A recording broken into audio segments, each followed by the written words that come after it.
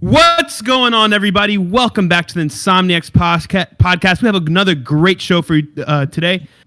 Today, we have a crazy show lined up. I mean, sorry for being gone for the past 2 to 3 weeks, but the wait was worth it. Trust me. Just to get our usual suspects out the way, we got CC. What's going on, CC? Yo, what it do, y'all? What it do? CoolHandCruz. What's going on, baby? C-Dolla sign. And last but not least, iTrip. What up, iTrip? Yo, what's good? Not to mention our illustrious guest, the creator of God of War, Twisted Metal, Drawn Together, and some other projects. David Jaffe. What up, David?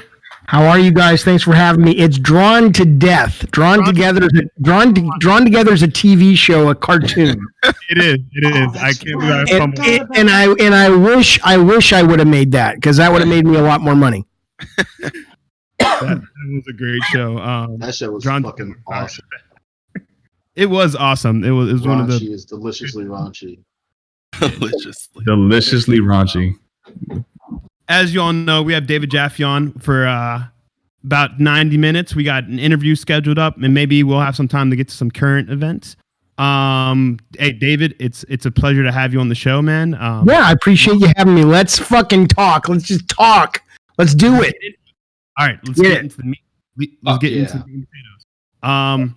So, I mean, I'm sure all your interviews start off pretty similar. How'd you initially get into the gaming industry? We know that you went to school for film and you're a big fan of film, which we plan to talk about. But how did that transition go from I'm going to school for films to I've now put my foot into the gaming world? So I went to school. I always wanted to make movies as a kid. I went to school at USC. I was from Alabama. I learned that George Lucas went out to USC, and I'm like, oh, well, of course, that's where I got to go. And I was crazy fortunate enough to get in. I was crazy fortunate enough that we could get financial aid because my parents weren't really wealthy, and it's a relatively, it's pretty expensive school. And thank God for Twisted Metal, because that's what paid my student loans off. But I never got into the film school. I got into the English department, creative writing, because I didn't have the grades for some bizarre reason. That was their litmus test for if you'd be a good creative. Don't fucking ask me why. So I went out to SC. I was making my own student films. I actually sold a couple of TV pilots. Never got picked up or shot, but I was kind of heading on that trajectory best I could. But then when school ended, I needed a job, and I wasn't making the movie stuff yet. No one was hiring me, and I wasn't selling scripts. And so I was reading on the toilet. I was reading EGM, which is an old magazine, if you remember, Electronic Gaming Monthly, and it was the cover story with the Sega CD Dracula game based on the Keanu Reeves Francis Ford Coppola film.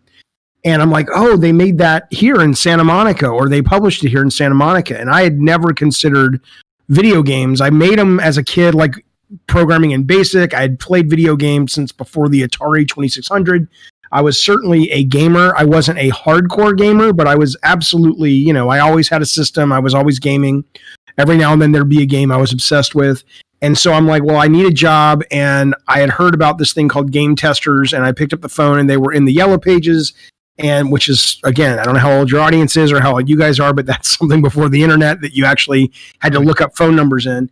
And I called them and I said, hey, do you guys hire testers? And they said, yeah, we're hiring one right now. Send us a resume. And then they called me for an interview, blah, blah, blah. So I got that job, and immediately, I was aware of the creative opportunities that I could create for myself if I just was a little ambitious. And so I started pitching ideas. I started pitching game designs. I learned that Disney was interested in going around town and trying to find a publisher for their Mickey Mouse game and their Lion King game, which Lion King hadn't come out yet. And so I told my boss, I said, hey, I want to pitch this with a design partner of mine, Mike Yam. And we did, and we got Mickey Mania. And we didn't get Lion King, but they definitely took ideas from Mickey Mania in our Lion King pitch and put them in Lion King, the fuckers. But we did that.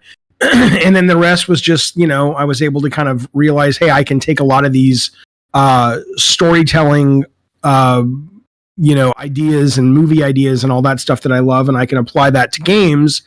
And it was about a year after I realized that, hey, I want to just, I can do, not only can I do what I want to do in movies and games, but I have a lot more freedom, and I have a lot less competition, and I can get in there and I can make my own shit. I think if I would have had to have, it's funny, I was talking to a buddy of mine that I did go to USC with, and he was in film school and stuff, and he was the editor on the first Twisted Metal movies, which were live action movies that got cut because they were so terrible.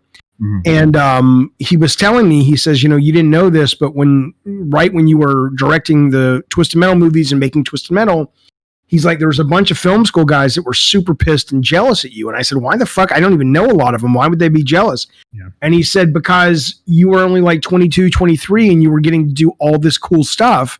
And a lot of that, or all of that, is because I was working in a medium that at that point hadn't been filled in with a bunch of people who were really about being creative. It was mostly tech people and visual artists. And so I had a really big, I could leave a really big footprint. It's different now, but I would have never been able to have filmic success like Twisted Metal or God of War, because I just wasn't, frankly, I wasn't that good of a screenwriter.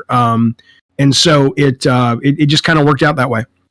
Okay. Well, I see that you were a designer on Mickey Mania in 1994. Yep. How did you make that transition, working for what I presume Sega or Disney to... No. That was all Sony. Oh, that was all under Sony. Okay. So they published those games, I'm assuming. Okay. We're at a crossroads, fellas. You ready to be at the crossroads with me? I'm here. We're at the crossroads. Now, I just told you the story how Sony published Mickey Mania. I just spent 15 minutes telling you that motherfucking story. And now you're asking me, did they publish Mickey Mania? Come on. So here's what we're going to do. I think, if you will indulge me. We don't have to answer these fucking boring questions. Let's just talk, because I want to talk about what you want to talk about. All right. And if that's not what you want to talk about, let's fucking move the fuck on, because I'm just like, I like real talk. No. Hell yeah. All right, I got one for you real quick. All right, go. Roll Tide or War Eagle? War fucking Eagle every goddamn day. Hell yeah, baby. Now, they suck shit. Did they win today against Texas? No, but... No, they suck. And I've never been one of these guys to say, like, fire Gus Malzahn. I like him as a guy. I like him as a coach. But we're at a point now on that team where it's like, just, you know what? Go with God, buddy. We wish you well, but enough. You can't defend the guy anymore. You just can't do it. I hear you. I had to get your opinion. I heard the Alabama, so I had to ask. No. It's War Eagle. But here's what I was never into football growing up. I was a geek. I wasn't like I was into film, and film isn't like, I wasn't like one of those stereotypical geeks that got pushed in lockers and stuff, but I was definitely kind of on my own vibe. And, I didn't really connect with the jocks and stuff like that. My dad was super supportive, and my mom, with everything we did, but he was definitely into football, and he would watch football, and I just didn't give a shit. And it wasn't until about 3 years ago, after I had gotten into game design and stuff, that I started watching football, and I was like, this fucking thing is awesome. It's like, it's like the only, so much from the outside looking in, if you're not a fan or what have you, or if you don't get introduced to it right, it just looks like a bunch of mouth breather, dumb jock, the shit that you see in high school. And it's like, oh, fuck that shit. But when you actually watch it and you understand it, it's like, this is a good fucking game. It's like, no shit, Jaffe. It's like the most popular game in America. Yeah. But it's awesome. I fucking have come to love football, especially college football, in the last couple of years. All right, so you mentioned that you were, you were a film geek. Now, were you more of a fan of like directors, or were you more of like a special effects guy? Well, so my interest started, I watched in 1980, there was a behind the scenes special of The Empire Strikes Back, and they were showing a guy named Phil Tippett, who was kind of the successor to Ray Harryhausen, who did Clash of the Titans. Okay, I was just about to mention that too. Yeah. I was just Were you a fan of him? Because I actually watched this really interesting documentary on Amazon, and it was like a long documentary, very drawn out, but it talks about him doing Jason and the Argonauts. Oh yeah. What was it? Not Mars Attacks.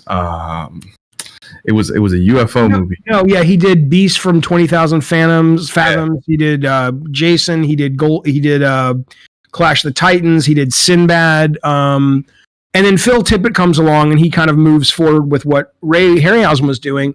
And then obviously now it's all CG. Like the last big movie he worked on was Jurassic Park, which was a blend of CG and real time. But anyway, I'm watching him in that documentary, and at first I'm just like, oh my God, I got to get into special effects. And so I'm not a visual artist, so I'm just not right for that stuff. But I was in the backyard building little Star Wars models and putting firecrackers in them and having them, race down the backyard on a piano wire that you couldn't see, and hoping to get it on film and blow it up and stuff. And that was fun.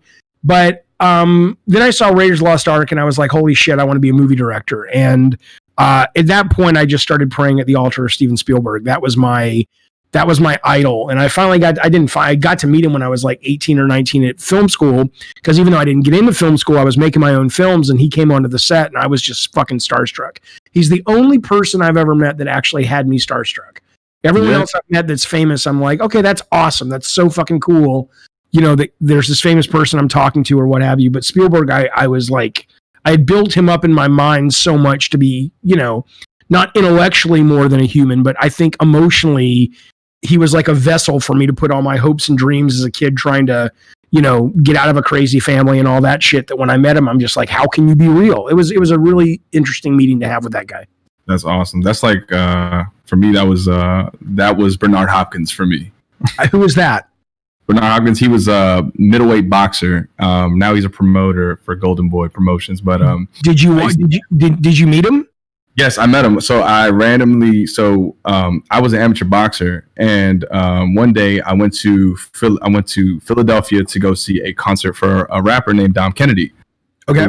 So me and my buddy, his name is Carlos, we were driving, and as soon as we had parked the car, like I'm talking, we had just got to Philadelphia, we just parked the car, we stepped out, and as immediately the first person I walked past is Bernard Hopkins walking with his daughter.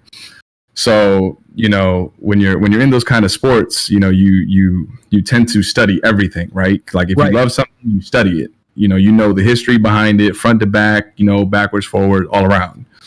So at that time, Bernard Hopkins, he was on pace to become the oldest. He was on pace to break George Foreman's record to be the oldest man to win a championship in any sport.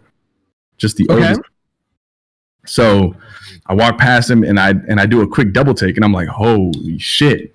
And I run to him and I'm like, you're Bernard Hopkins. And he goes, yes, I am. And his daughter's with him. And his daughter's like, how did you recognize my daddy? Because, boxing's not as prominent as it used to be. Right. So he's like, how do you recognize my dad? I'm like, oh, it's Bernard Hopkins. Who doesn't know Bernard Hopkins? Wait a minute. How old was his daughter at the time? Oh, his daughter was like 5'4" at the time. Oh, okay. So it wasn't like she asked you, like, okay, I understand. Okay. And so he doesn't get recognized all that often, or he didn't. No, at least I don't think so. Right. So he's over there. He's really, really friendly, real personal. And he goes, first question he asked me, he goes, who's more famous, me or Justin Bieber? To me, it was him. So I say him, obviously, because I'm trying to get a picture also. Right. So, oh, my man. So we start talking maybe about 20 minutes, and 20 minutes more than I thought I was going to get. Right. So from there, we take a picture, and that was it. Like, I came home and I just remember being ecstatic and like elated, like, yo, mom, like, this is the coolest thing that just happened to me. And it was random by chance, and it just forever, like, something that's imprinted in my mind. That's amazing. And the fact that you even got to sort of be conscious of it. Like I have pictures of me, and it was funny, it was Spielberg and Lucas, and I have pictures of that meeting, and I vaguely remember it. I was just, so the fact that you actually got to have a real, substantive chat with this guy for 20 minutes is pretty fucking awesome.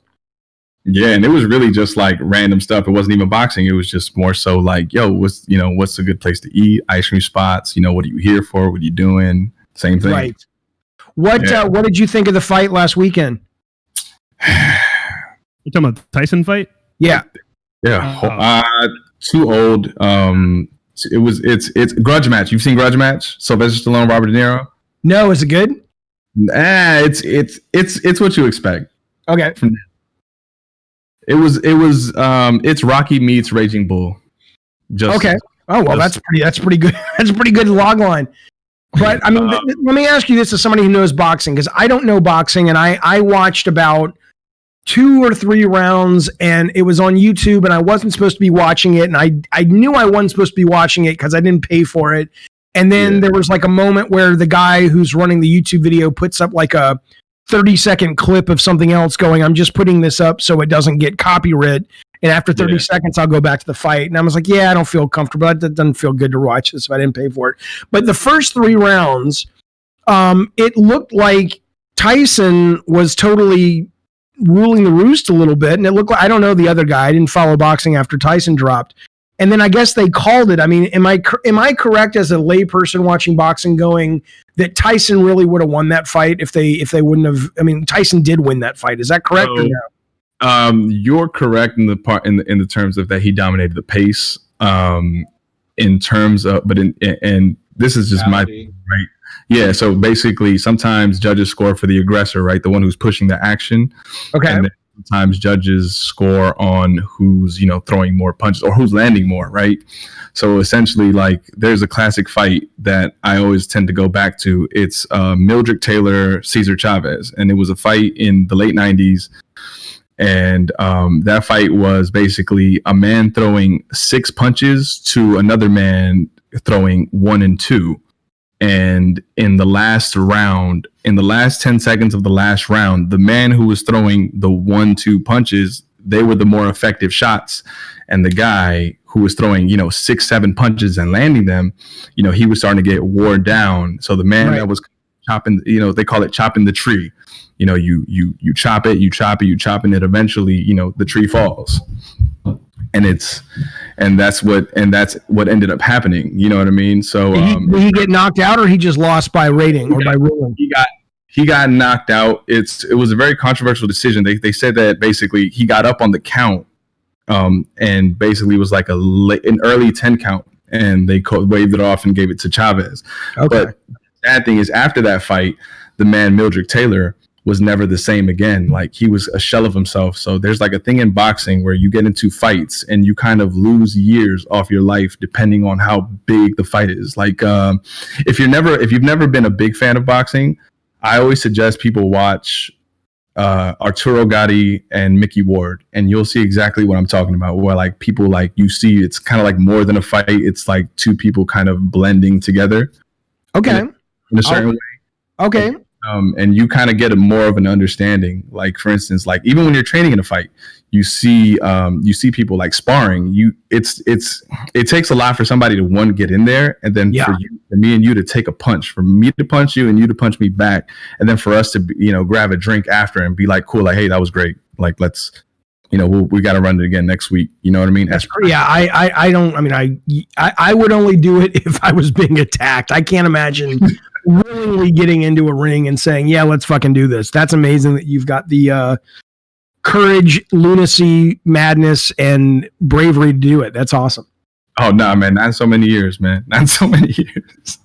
Jaffe, I wanted to bring it back to film a little bit. I know you said that Spielberg was your favorite director. What are some of your favorite films from him? Well, I mean, Raiders obviously is the one that really put me on a trajectory to say I want to do creative work. So Raiders is huge for me. Close Encounters, E.T., all he had a run from Jaws, which my sister and her husband, my brother-in-law, took me to see Jaws when I was 4.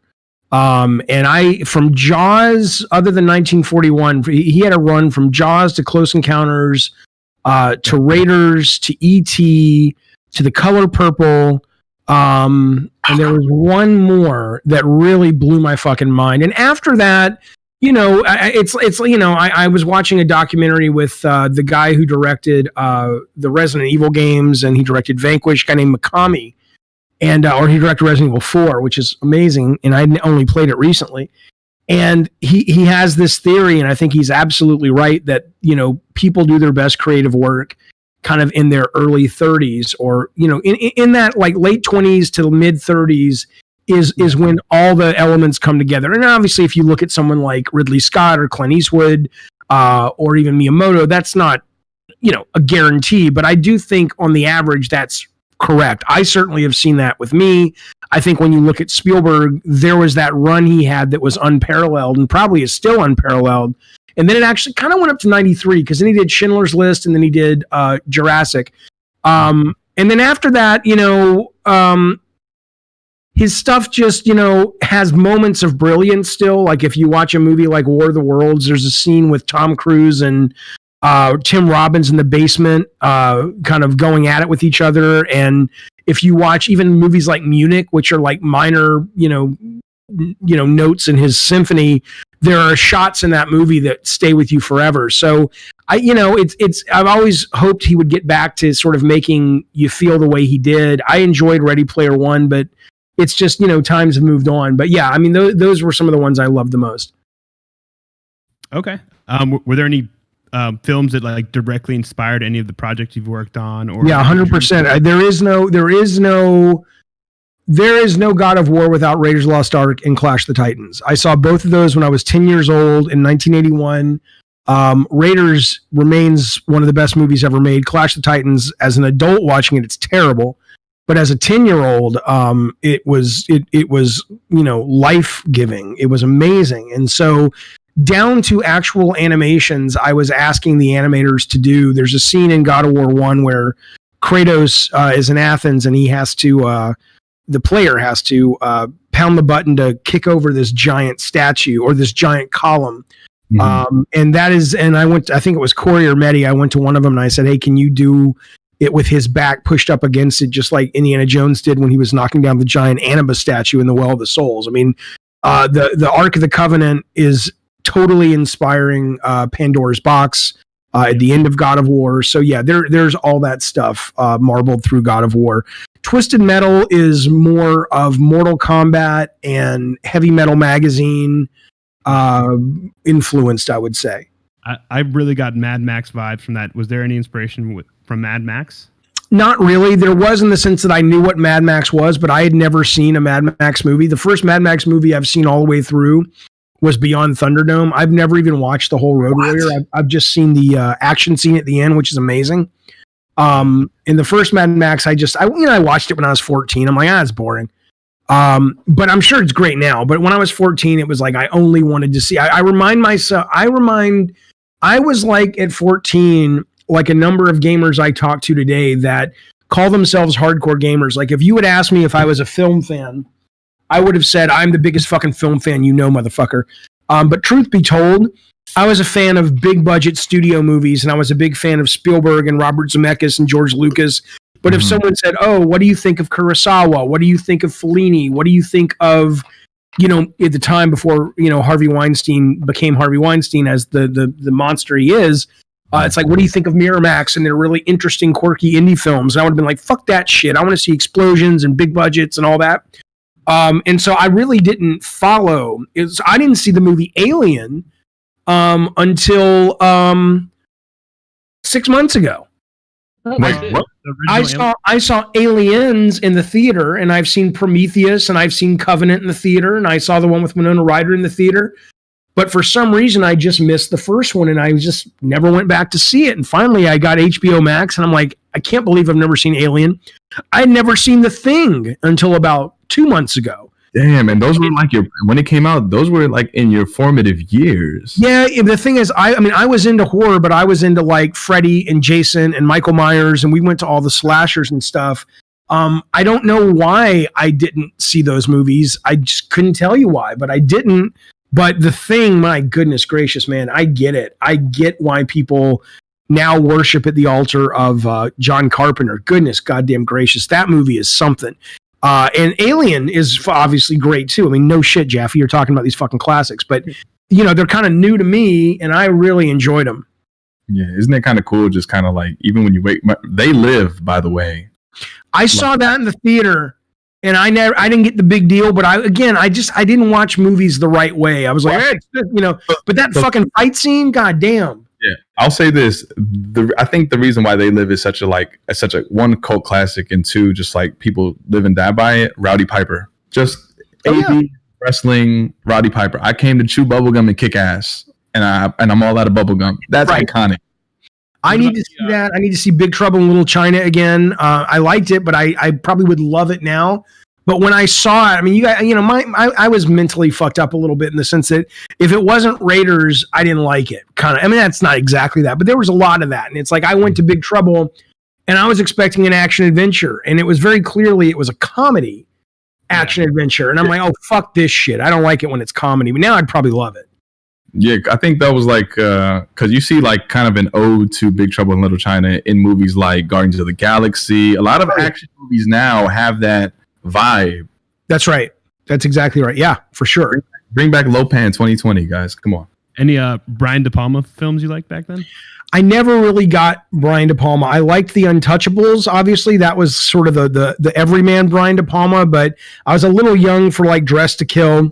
Yeah. And by the time I kind of was older, he was on that phase of his where he pretty much wanted to be Alfred Hitchcock in everything he made. Like the last movie I saw of his was called Raising Cain with John Lithgow, and it was just like terrible, you know. And again, I mean, it's the funniest thing. It's you know, when you're living it and when your career's on the line, it's not funny. But as an outside observer, I never understood growing up. I would watch, or in college when I was studying film and stuff, I never understood why creatives didn't just keep creating. It's like, how in the world could Brian De Palma release that movie? You know, all stuff like that. You just don't get it. And because even though you intellectually know these things aren't made in a vacuum, made by real humans, it's such an amazing concept of a job. And people think the same thing about making video games, where it's just like, if I had your job, I would, you know. And there's an age where you have that kind of energy and you have that kind of full tank of creative gas. And then real life, you know, gets in the way, and sometimes in a bad way and sometimes in the best way possible. And other things become as important, if not more important. And, you know, it's like the Starship Enterprise. You have to sort of take your energy, and you have to send some of it to the weapon system, and some of it to shields, and some of it to thrusters. And, you know, when you have kids and you get married and you are running a company and all these other things, it's no longer, you're no longer able to put everything into it. And so now I look at Brian De Palma and I go, the guy showed up, he made some amazing films that the world loves, and that's more than enough. That's more than most people do. But when I was in college, I'm like, look at this fucking loser. Why would he fucking let his career die like that? And I'm like, dude, because you don't know shit, because you're fucking 18. Shut the fuck up. Hey, that's facts. I mean, we learned so to get what would you say was your least favorite Spielberg movie? Well, I mean, I couldn't even sit through War Horse. I turned that off after, 20 minutes. I thought that was terrible. I've never watched all of 1941 because I thought it was boring. The one that surprised me was Munich. When I saw Munich at first, I was like, that was nothing. But when I went back and watched Munich when it came out on video or DVD or streaming or whenever it was, I was like, holy shit, that's pretty fucking special. So people don't give enough credit to Eric Bana in that movie. That was really good. No, he the whole thing is great. The whole thing is really powerful. A lot of people love Catch Me If You Can. I can find things to love about that movie and shots to love about that movie. I didn't care for that movie very much. It was interesting. Spielberg always said when I was, I would go to the high school library and just, read interview after interview with the guy. And he always said, his fantasy career would be one of these journeyman directors that, like in the 40s, that just, every year there was one or two new films they put out, and some were classics, some were forgettable, but he was just always working. And lo and behold, that's kind of the career he has now as somebody approaching 70 something years old. Because, his filmography of the last 25 years is really extremely hit and miss. And I don't, I think Super 8 was the biggest hit since then, right? Well, he didn't direct. That was J.J. Abrams directing it. He produced it. Yeah, produced it. Yeah. His biggest hit since Jurassic Park, and there was Jurassic Park, Schindler's List, and then Saving Private Ryan. Ready Player One was a big hit in China. It was just kind of an hit over here in America. I mean, it made its money back. But beyond that, what's that? I feel like that movie is going to be like in the cult following. It'll have people who love it and live by it, and then you'll have people, of course, be like, the ratings, the IMDb rating is this and this, Rotten Tomatoes. Right. Yeah. I mean, I enjoyed it. I thought it was really good. I loved the book. The sequel of the book just came out. I'm looking forward to reading that. I hear it's not great, but fuck it, I don't care. I love the first one. But yeah, you're absolutely right. You know what was interesting? I don't know how old you guys are. I'm 49 years old, so I was a kid. 27. What's that? No, we're like late 20s. Okay, so what was interesting, you wouldn't know this, I mean, you might, but I doubt it, is Ready Player One, and I have to imagine this was conscious on the part of Spielberg, but Ready Player One really plays like one of those movies that came out in 1985, 1986, which were like things like My Science Project, Weird Science, The Goonies, Back to the Future. It plays like an homage to that. It doesn't play like a great, AAA Spielberg film. It feels like he's like having fun and making like a movie that would have been a decent sized hit in 1985, like Real Genius or something is kind of what Ready Player One feels like. Or like War Games. Oh God, that movie's fucking amazing. And that movie fucking holds the fuck up. That movie was on YouTube for free like a month ago, and I'm like, fuck it, I'll start watching it for 5 minutes, because about 6 years ago, I got huge into the TV show The West Wing. I had never seen it before, and I fell in love with it, and I was blown away because the guy who opens that movie, who won't turn the key to launch the missiles, is one of the key guys in the movie The West Wing. So I just kept watching and watching. Before I knew it, I had watched the whole thing, and I was like, that movie still works, and it came out in 1983, so now we're talking almost 40 years, and that movie still fucking works. It's amazing. Definitely is. Yeah, I love that movie. That was great. Ferris Bueller, man. Never misses. Yep. As a new streamer myself, what kind of tips would you be giving me? Because I'm new. I'm trying to kind of create a name for myself, and like how much money would I tip you? How much? What advice would you give me? I'm really bad at that. I mean, I'm happy to talk about it because I love it, because it's what I do all the time now. I adore streaming. I adore making videos. As for the advice, though, it's really okay. So I mean, I come to it with a built-in platform and a built-in group of people who for a very long time have been following my stuff, right? And I have always been conscious of and not worried about, because I'm grateful for anybody who wants to listen to me gab on. But I've always worried about the fact that if I cannot grow that base into people who love to come to the stream because they genuinely like the stream, and not just because, I'm getting to hang out with this guy who for a time was really well known in a field that I love, I was like, I don't want that. I'm not looking to do just like a meet and greet on, 5 days a week on Twitter. I'm looking to actually create good content. So, and it's always nice when I meet somebody who came to me because they were a fan, but they stuck around because they genuinely like the content. Or it's really nice to meet someone who doesn't know who the fuck I am and they stick around because of the content. So, so that's all a preface for when you're asking me for advice on it. I mean, I'm not a massively 1 sec, guys. Yeah, I think so. There's also some above the cupboard, baby. What are you doing? Oh yeah. Well, you're welcome to look. Just here, turn on the light. But my stream and stuff is absolutely growing, but it's not, it's not some kind of massive thing yet, but it's a lot of fucking fun.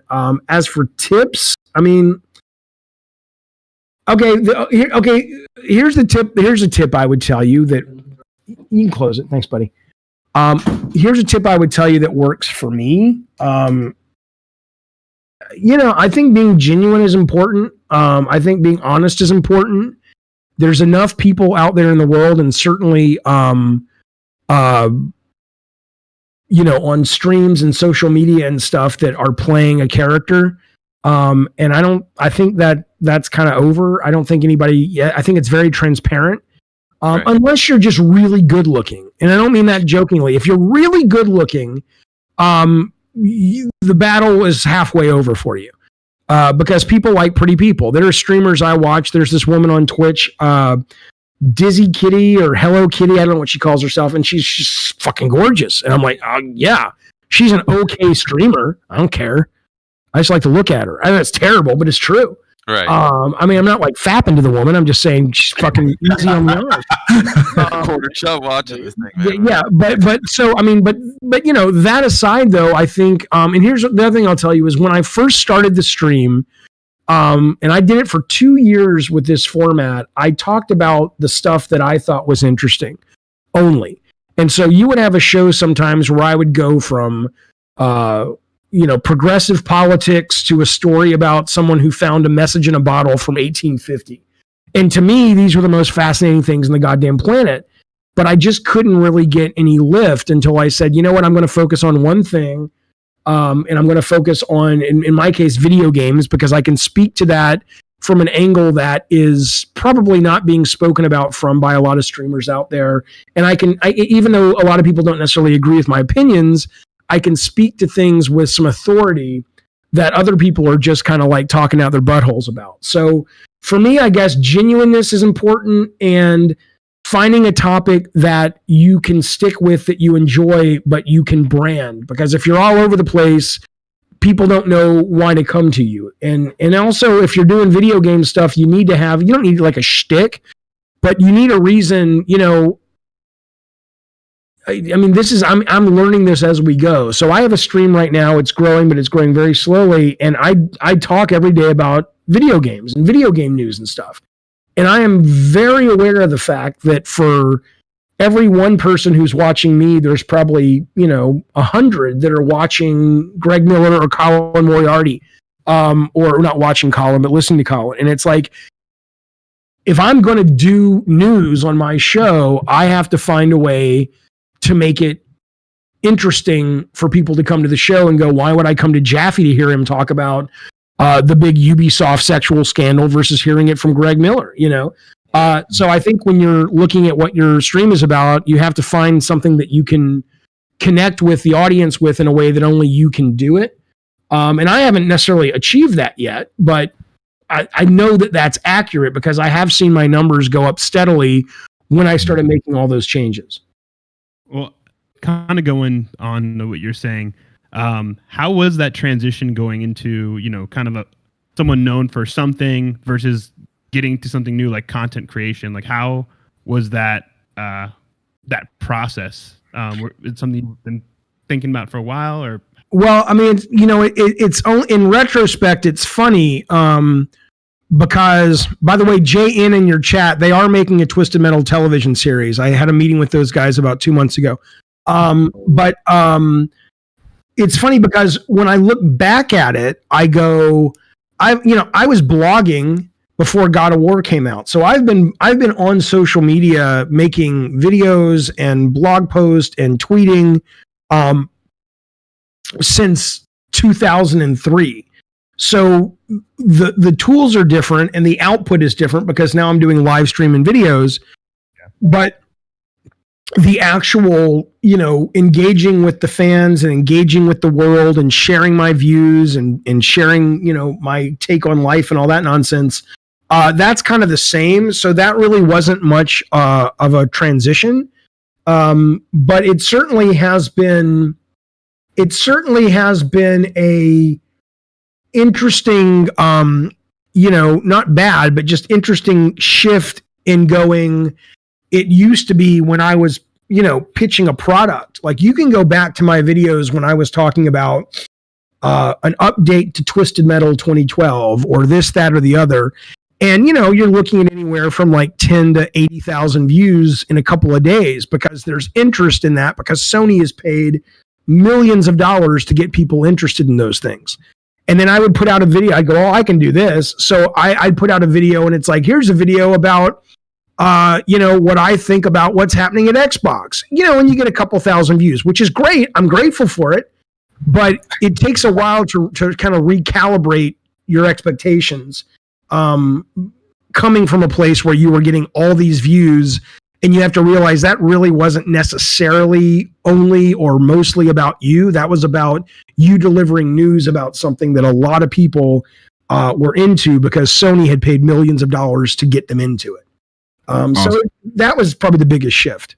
Cool. Also, they wanted to Mario Heat wanted me to ask you. Oh, fuck him! I know Mario Heat. Let me explain something to you. Mario Heat. So we just finished a Brawlhalla competition amongst our members up on Gabbin and Games, which is my channel. Yeah. And in December, we're going to do a Mortal Kombat Ultimate Championship. Oh, can I get in there? Well, you got to be a member, but you got to, it's any tier member can compete. Okay, all right. And we gave out a prize last time. We're going to give out a prize this time. What's fun? Mario Heat ain't a member. He can sit here and he can take pot shots from the peanut gallery, acting like he's all the shit. But you fucking sign up and fight me, bitch. All right, CoolHandCruz is throwing his hat into the ring. I will be signing up as a member. Excellent. Mario, you know I love you, Mario. So I want to know: are you a sore winner and a gracious loser, or are you a sore loser and a sore winner? I am an excited winner and a disappointed loser, but end of the day, it's a game. I don't care that much. Like, I've never gotten my head around people that are, that really take video gaming seriously from a standpoint of like, I'm really fucking good. It's like, who gives a shit? Well, I like being good and I like competing. That's awesome. But are you making money or are you getting laid because your skills? If not, who gives a shit? So I'm just gonna explain this. So I want to ask the question that will be right here. Like, did you grow up in a big family? Like, did you have like siblings, brothers, sisters, anything like that? I have a brother. I have a sister. My sister's older, and she wasn't really with us in the house. But I have a brother, and we had kids and friends of ours, his friends and my friends, over at the house constantly. So right. I have probably 2 or 3 brothers by default or by sort of osmosis. But biologically, I have 1 brother and a sister. Now, when you guys played, not just video games, but anything, how was the level of competition just raised just a little more? Bragging rights, man. Bragging rights. Like, see, I live in it. So. Yeah, I can see it for some people, not for me. What happened with you? Oh, for me, it's like, so I have, an older brother. I have my younger brother. I have a cousin who I consider my older brother. And I have, a whole bunch of little cousins. And it got to the point where, we compete so badly that we even went and bought a championship belts. We wow. Yeah, like we have a WWE belt, the old like Ultimate Warrior, nice. Steel blue Winged Eagle belt. And man, we play like, so the only rule is, you can't play a game. We can't play a game that no one has an advantage in. So we have to creatively find games that everyone can have an equal playing field in. Right. So it gets really intense. Like one time we played, flip cup, tic-tac-toe.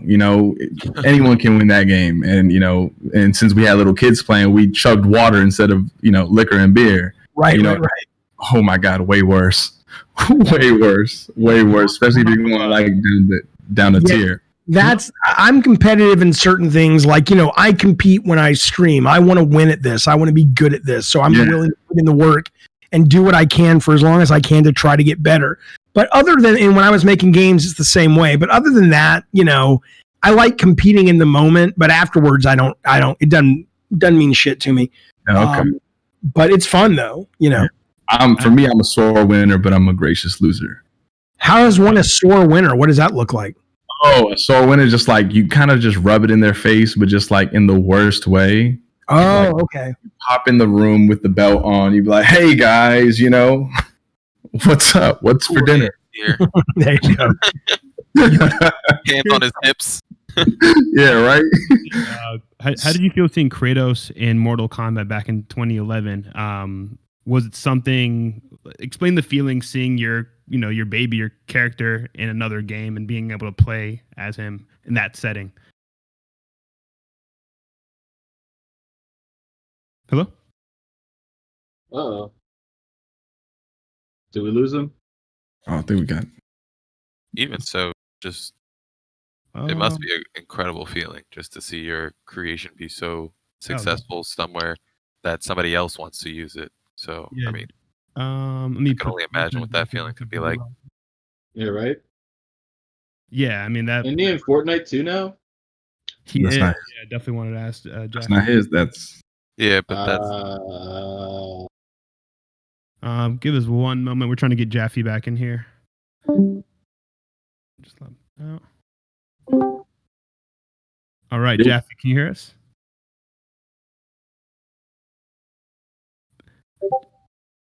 One second. Damn, I wish I knew more about movies. Yeah, I was gonna say we definitely he's in the chat. No idea. Yeah, $sign. See if you can try to get Jaffe up and running here. But yeah, I mean it's been a great show so far. I totally screwed up in the beginning. That was something, wasn't it, guys? There you go. What happened? No, we were talking the whole time. Yeah. I thought the ninjas took you out. No, it just totally dropped out. It was weird. Yeah, It was really funny too, because I said when you were talking about coming into the room and rubbing it in people's faces, I said, "Wow, you must be really popular." And then it just went silent, and I'm like going, "Boy, I might have really offended that guy." He's going, No. We knew we should have given an admin. So quick to that, like when we played with at least in my family, they always want me to lose. Like they cheered for me to lose. Like if I end up in the final of whatever we're playing, they want me to lose. Because you're a sore winner. That's why. Yeah, that's the whole point. Okay, I see. Well, you reap what you sow, baby. Exactly. Yeah. So Jaffe, going into we were talking about Mortal Kombat. How did you feel seeing Kratos in Mortal Kombat for the first time? And was that your design of Kratos? My design, like you mean, did I design his fighting moves and stuff? Oh no, like was that your character design, or did you have any input in that? No, I had left Sony by then. I remember running into Ed Boon at who's the co-creator of the series at E3 one year, and he came up to me and I think he was like either saying, "Yeah, hey, we're doing it. It turns out we got to do it," or "I wanted to let you know I'm going to try to get it to happen," or whatever.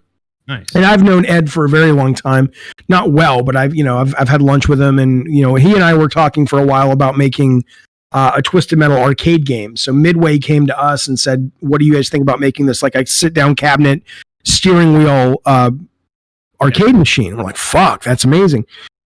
Obviously, never happened, but anyway, and I had left Sony at that point, and so I knew about it. But I wasn't really engaged with it, and I wasn't engaged in the Fortnite thing that just happened. I wasn't engaged when he was in Hot Shots Golf. He was in that Battle Royale All Stars, and I was a little more involved with that, but not really. I'm not one of these guys who's like super protective. It's like, I don't own him anymore, but even when I was at Sony, there were and there remain a number of developers that are very protective, and they're allowed to be protective.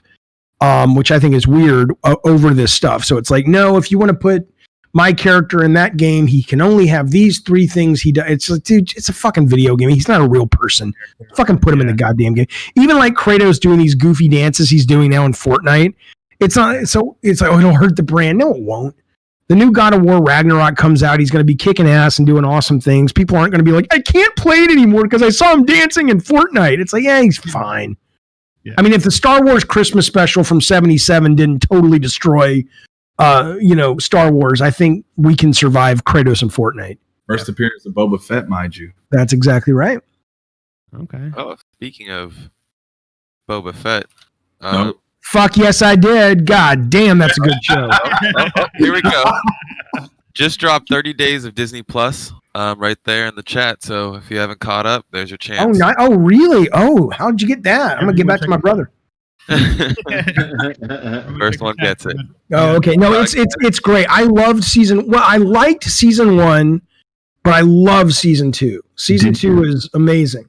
Did you know that Carl Weathers directed one of the episodes? I did. It's funny because at the end, that's always like a nice little surprise, because most of these movies have been directed, or most of these shows have been directed by people whether it's like Ron Howard's daughter, or Robert Rodriguez, or Jon Favreau, or Carl Weathers. Which was the one Carl Weathers did? Was it the one where they go back and they find that it's a laboratory and that Baby Yoda was a test subject. Hold on. Oh, right. Whoa, easy. Are we talking? What are we talking here? Right. That was good. That one. Now the best one so far. I mean, there have been some good ones. I won't get into details, but the one that just dropped was great. Oh yeah. The one with what is her name? Who plays that Jedi? She's in all the Kevin Smith movies. She's Night Nurse. Sakatanka? No, Rosario. Yeah, what's the Rosario Dawson? Right. That one was great. There was one. What's that? That was fantasy casting, fan casting at its finest. Absolutely. And there was one they did at the beginning. It might have been the first season or the first episode of season 2, but there was the one where they were in the cave fighting all the fucking spiders and shit. Oh yes. That was awesome. That was fucking awesome. I got like, what was it? 8-legged freaks vibes. Yeah, totally. That was totally. Good fucking show, man. Good fucking show. I really didn't think she was going to make it out with the eggs and see her husband. I thought the Mandalorian was going to take the eggs to the husband. After watching that scene, I was like, "Oh, she's not going to make it." No, I thought they were going to end up in Yoda's poop. Was Baby Yoda the villain of that episode or not? No, he's a little kid. He's eating shit. They put things in their mouth. That's what they do. He's 50. He's not 50. He's 50. Okay, but he's 50, but he's still in that species. He's a child. Yeah. I mean, yeah. If you lived to 700 years, 50 is probably like being a toddler or a baby. So we're doing the dog years. Well, no, but all you have to do is let's put it this way: either he's 50, and he is in, they age differently, whatever that species is, or he should act like a normal 50-year-old, and he's got some sort of mental condition that makes him act like a fucking moron. I'm gonna go with the former. That species just happens to age differently. Got it. Yep. I subscribe to that as well. I will agree to disagree. Nah, that definitely makes more sense. I wanted to get an update. I've checked it, your streams throughout the years, and I've noticed you said that you haven't played God of War 2018. Correct. Still to this day, you haven't. Okay, is that something? I know you gave your reaction, pretty much saying that. I think you referred it to kind of like seeing your ex-girlfriend with like her new boyfriend or something like that. Yeah, just kind of was like, I just didn't have the interest when it came out. Not because I didn't like it. A lot of people, they can think what they want, kind of like I thought. You don't know until you know, right? But I mean, people are like, "Oh, you're salty, you're upset." I'm like, no, I'm apathetic. I'm like, I've been in that world for so much. I don't really have an interest, even though I think Corey is great. I hear the game is one of the best games of the generation. None of that I have anything but an assumption that all of that is absolutely true. I'm proud of that team. When they won their award last year, I actually teared up a little bit. We were watching the Game Awards together with the stream. But I was just kind of like, I'm just kind of over it. It's kind of like, and I go back to film because that's what I was obsessed with as a kid. When I would hear, like, they would ask, I even as recently as when they asked George Lucas, like, hey, what did you think of Last Jedi? And he's like, oh, I haven't seen it. And everyone's like, you haven't seen it? That's bullshit. It's like, no. Or they asked Spielberg, what did you think of Jaws 3D The Revenge? He's like, yeah, I didn't see it. And it seems impossible. How could you not see it? You created it. And it's like, I'm doing other things. I spent all my gasoline on the ones that I did. That was my care. I birthed it with a team, and now I've moved on. So, but I will play it because I know my stream wants me to play it. And so for our membership tiers, we're going to start doing a series in December called Jaffe Plays Jaffe. And for members, it will be, I'm going to go back and play the God of War, some of the Twisted Metals. I'm hoping to bring on some people who worked on those games at various times for interviews. And so I will play it in that context for the members, but that would be the only reason. That'd be really interesting to see like yeah. Oh, you would do crazy numbers on that one. That's content. So, and I just want to think outside a little bit of the box here. So let's say you were tasked to do a sequel to, let's say, Ghost of Sparta, or just another mainline sequel to God of War. How would you have how would you have aimed the series, or which way would have you gone the story? I know, recently everyone was talking about George Lucas and how he would have made Darth Maul, the villain for the rest of the series. Which way? And I'm not asking you for like a detailed synopsis, but were you happy with how the series technically ended, or if you had an opportunity to go back? Are you talking about how God of War 3 ended? Correct. So, I mean, I loved God of War 3. I did not like the ending. And I do agree with the criticisms that somewhere along the lines, Kratos became a caricature. And he stopped, if you look back to God of War 1 and God of War 2, that he was angry and violent, but he also had a side to him that was a little, it wasn't, I'm not trying to sell him like he's fucking a character in a Scorsese movie, but he was more nuanced than just I'm mad at everyone, rah! But by the time it got to 3, I think it just kind of became very one note and kind of annoying. But that said, I still loved the game. I did not like the ending at all. It doesn't make any sense to me. I don't think Kratos is the guy to give the world hope out of nowhere. It's like, what? Mm-hmm. But anyway, but I thought it was a great fucking game. But there's actually if people who are listening to this are interested, if you Google God of War directors, it was me and Corey and Stig and Rue from Ready at Dawn, and I think Dana from Ready at Dawn. All 5 of us at the time had directed different God of Wars, and in that it was like a live stage show that we did. Allison Halsip was the host, and it's on YouTube now. And you can also find it on my channel. And in that, I go in depth to the story that we were planning for God of War 3. And it basically, it basically was going to open at a Cliff Notes version or a high level version. It was basically going to open with you thinking Zeus was the bad guy, but in the first 10 minutes, he's dead. And Zeus is dead, and so all the other gods from different religions start pouring in to fill the vacuum, the power vacuum. Oh wow! And suddenly, Kratos would be in Egypt in part of the game, and the Sphinx was actually a monster that he froze with Medusa's head, and that's what the Sphinx actually is, and stuff like. I mean, there was all this really cool stuff that tied it to the real world. And ultimately, Kratos is like, this is fucking ridiculous. I can never get rid of these fucking gods, and so. He ends up, that game is about him getting the gods to go to war with each other, all the different gods, Egyptian, African gods, well, African's Egypt, but you know what I'm saying, like like pyramids in Egypt versus like Serengeti gods and things like that. All the old gods. And in that, Kratos discovered the one thing that could actually permanently kill gods, which is people on Earth stopped believing in them. And because they were so fixated on their war, they ignored the people, and the people moved on.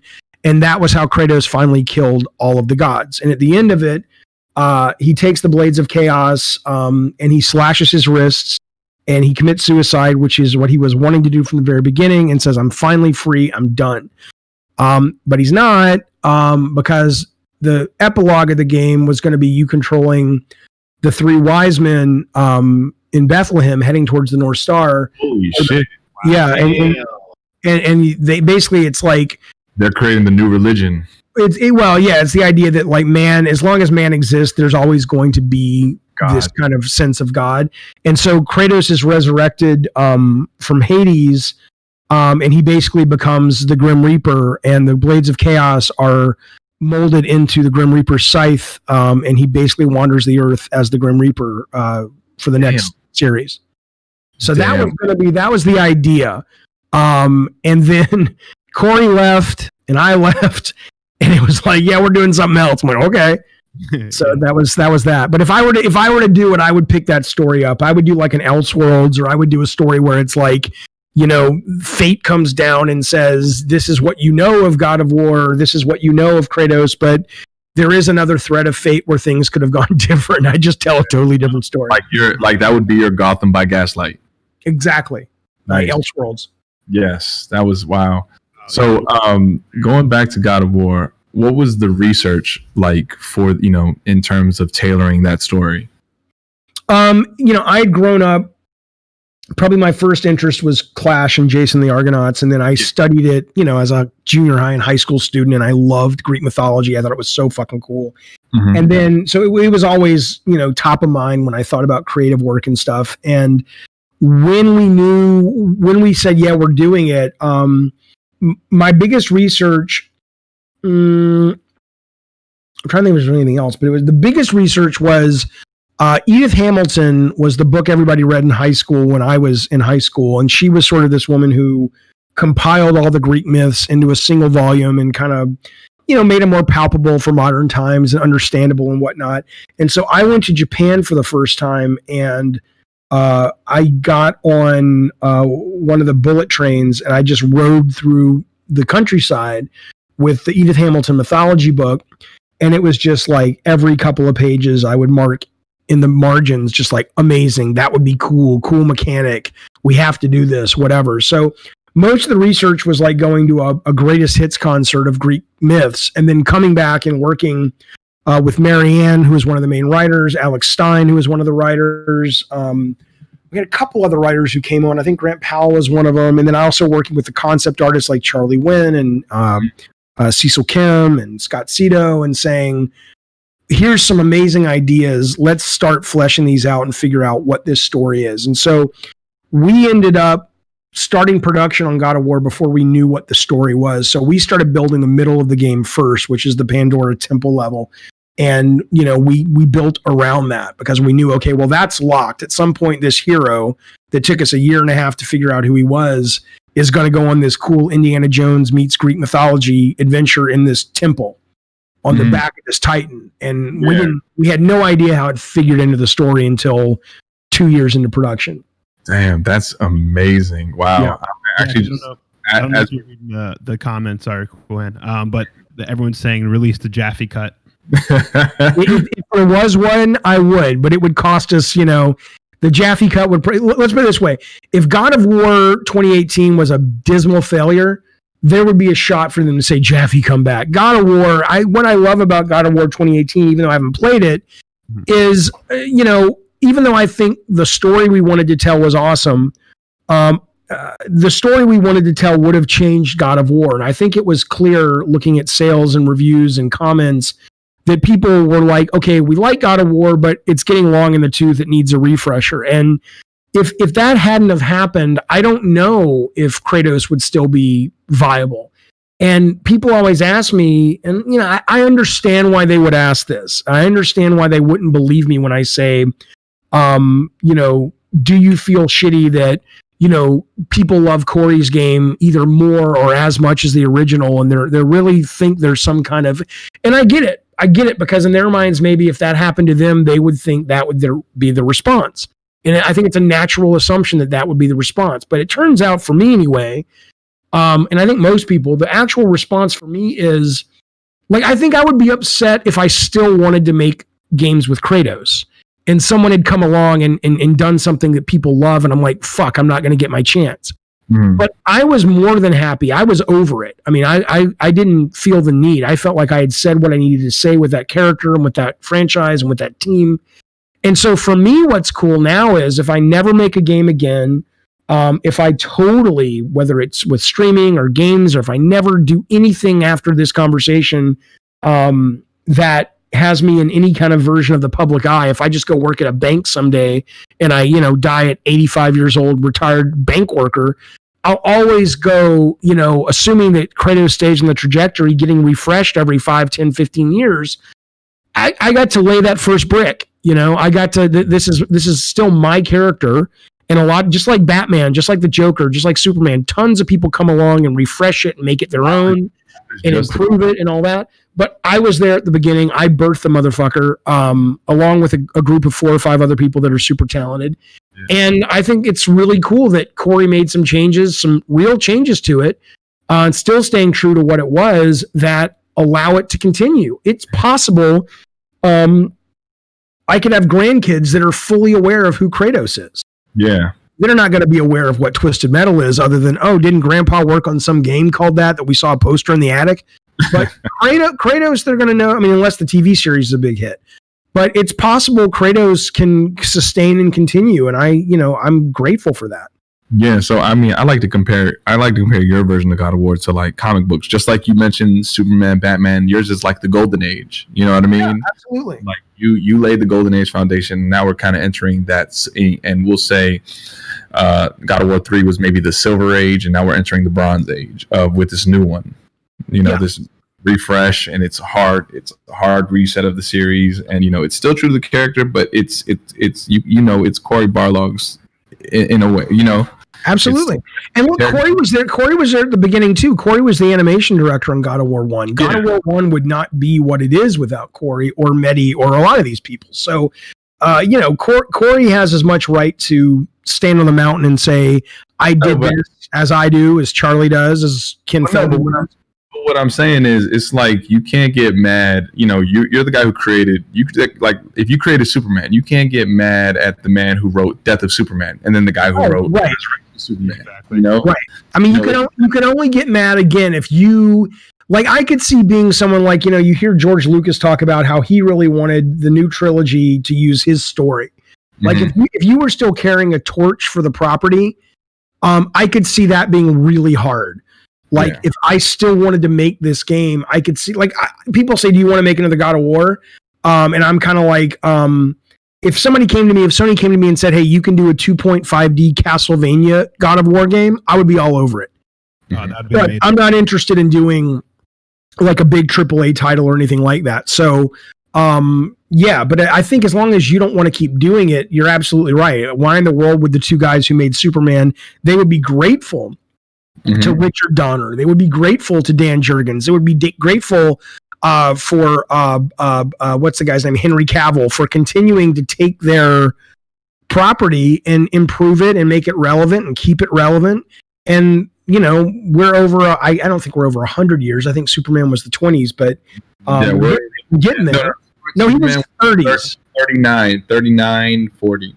Yeah, so we're not there yet, but I mean, we're almost at 100 years where that character is still viable. Yeah. And he's one of my favorite superheroes of all time. I don't know if you currently read like the current run of Superman, but man, they gave him so much more depth. Like they made him a father, and now it's like, hey, now he has to balance being the Superman and then super dad, but like actually having to teach his son, you know, how to balance, you know, having superpowers and then being, you know, normal. Right. No, they got Bendis writing it, right? I think he just stopped writing it, but so I have comics behind me right now. I have like 4 long boxes in the closet from my childhood. I love comics. I've been reading digital mostly for the last couple of years, and in that I do the subservices. So I do Comixology and I do Marvel Unlimited. I was thrilled to hear that DC, I think it's DC Infinity, is taking what they had from DC Universe and turning it into kind of their version of Unlimited. And they're also going to be bringing their books. I think Marvel Unlimited now has said the competition's great because Marvel Unlimited has now said, okay, our books, instead of a year, it's going to be 3 months from physical to digital. And I think DC has said it's going to be 4 to 6 months. So but the point is, I don't read a lot of DC right now because they didn't have a service. And my nearest comic shop is like, it's a 20-minute drive. And I'm like, I'm not going, the comic industry fucked themselves with all that bullshit. I love comics.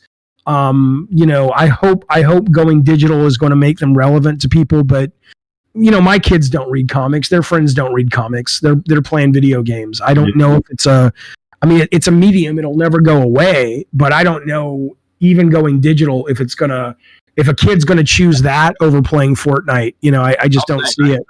For me, I used to have trouble reading. I used to have like a reading disability. You're Am I going? Sorry. How am I now? I think you're good. Okay, yeah. So when I was younger, I used to have a reading disability, and comic books were actually the what got me from a 4th grade reading level, in 7th grade to a college reading level. I was like, so since then I've just, I'm an active comic book reader. All my little cousins, they all own comics. They're, they are active comic book readers, even to the point where now they know, like when Fortnite and obviously the Marvel movies are a big help. Sure. That's good to hear. That's excellent. That's fantastic news that there are younger people still reading. I would love to see it continue. because I adore it so much, and I think it's a great medium. So that's awesome. I'm over here in Maryland, and I take them to Baltimore Comic Con every year. Sadly, not this year due to COVID. Right.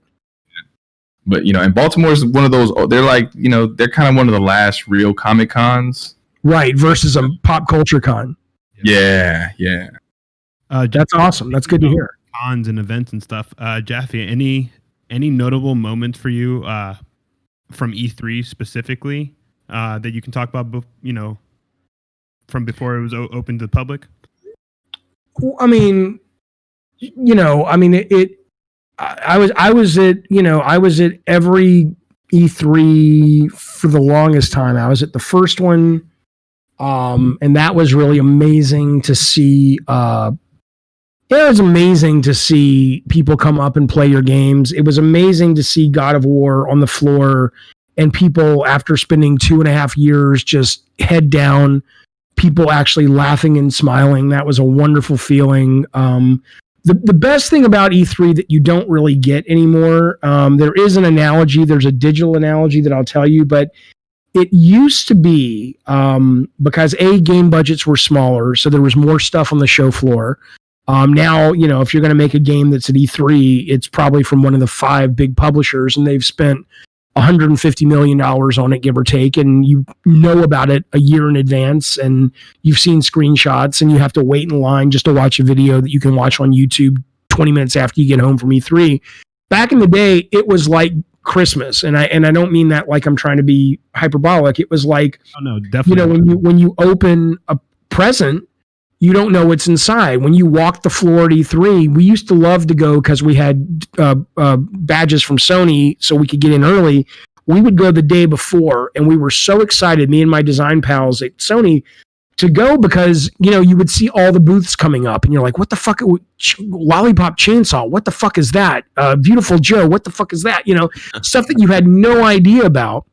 And, you would see these things that were just like out of nowhere that either would go on to be big hits or go on to be total losers. But it was a joy to walk that floor. And it also was crowded, but not so crowded that, now if you go to E3 or back the last time they had it, look, they have Super Mario Odyssey. Cool. Then that's your day.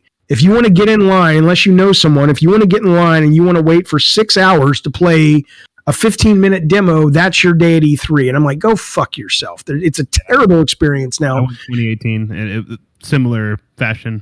Yeah, I don't go anymore. It's like, do you want to go to E3? Nope, not at all. PAX is better, but I will tell you the thing that's the best now. And, I would love to see this happen on console, but so far it really hasn't for the most part, other than a couple of blips here and there. But what Steam does on PC is, they'll have a couple of times a year, they will have these events, not like sales, although they will have sales, but it'll be like, I forget what they called it. They did one recently that was like, it's just hundreds of game demos, and they have the developers are doing live streams, and they have forums, and it's basically like E3 again. You just go to each one of those little pages and like, what the fuck is this? Oh, I've never heard of this. So in the indie space, because games don't cost as much, and with the distribution platform like that, you're still getting that joy of like opening up your browser or opening up your Steam app and going, I'm totally surprised. And that's a joy to have, but you certainly don't get that in the console space right now, because there's just not enough games being made, and they're so expensive. Yeah. And also E3 really used to be for buyers to come, for Target and Walmart and Kmart and all that shit to show up with their salespeople and say, we saw God of War, that's a big hit, let's order 50,000 copies. Well, you don't really have that need anymore, because the publishers can go right to the internet and go right. You don't actually need that anymore. And so in that, I think it's just lost its purpose, and I don't think they're ever going to get it back. I think you don't think so? I think what's been great about the last 15 years of all these conventions, including Comic-Con, is they've gotten so big that they, in a lot of ways, have outgrown their thesis statement. They've outgrown kind of why they're there. And I think I don't think we need to see a constricting of them, but I think we need to see maybe a more focus. So you're talking about like Baltimore Comic-Con. It's nice that there are still conventions out there that are like, look, we're just about this, and we're going to do this really fucking well. We're just about Star Trek, or we're just about retro video games. If you're into that, you're going to have a great time, but we're not trying to be everything to everybody. And I think those are the best kind of conventions. Yeah. I mean, the circus is great, but it's hard to do the circus anymore because it's a really expensive fucking circus to put on. Yeah, it's kind of weird because it's just like you're kind of used to the classic definition of the circus. You know what I mean? Like, lions, tigers, and all those things. I wanted to ask you something real quick here. So I did some game engineering and game development back in my day. And there were some parts of the process that I truly, didn't really care for. It was just kind of seemed, dragged out. And there were other parts that, I truly fell in love with. Like for me, it was creating the map and just knowing that I have all these people playing my map and truly falling in love with my map.